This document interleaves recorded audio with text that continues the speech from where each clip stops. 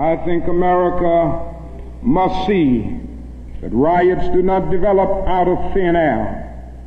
Certain conditions continue to exist in our society, which must be condemned as vigorously as we condemn riots. But in the final analysis, a riot is the language of the unheard. And what is it that America has failed to hear? It has failed to hear that the plight of the Negro poor has worsened over the last few years. It has failed to hear that the promises of freedom and justice have not been met. And it has failed to hear that large segments of white society are more concerned about tranquility and the status quo than about justice, equality, and humanity.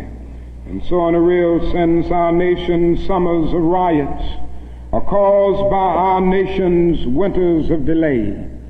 And as long as America postpones justice, we stand in the position of having these recurrences of violence and riots over and over again. Social justice and progress are the absolute guarantors of riot prevention. I'm sure you've heard this idea. It is the notion almost that that is something in the very flow of time that will miraculously cure all evils.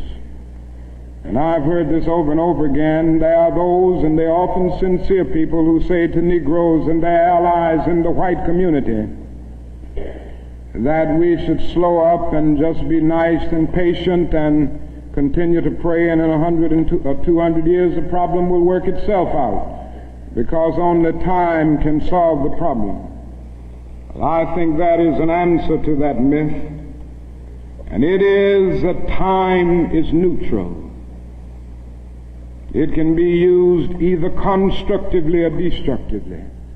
And I'm absolutely convinced that the forces of ill will in our nation, the extreme righteous in our nation, have often used time much more effectively than the forces of goodwill.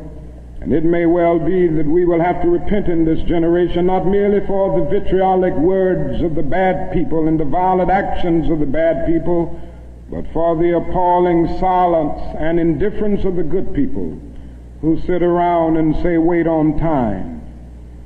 Somewhere we must come to see that social progress never rolls in on the wheels of inevitability. It comes through the tireless efforts and the persistent work of dedicated individuals, and without this hard work, time itself becomes an ally of the primitive forces of social stagnation.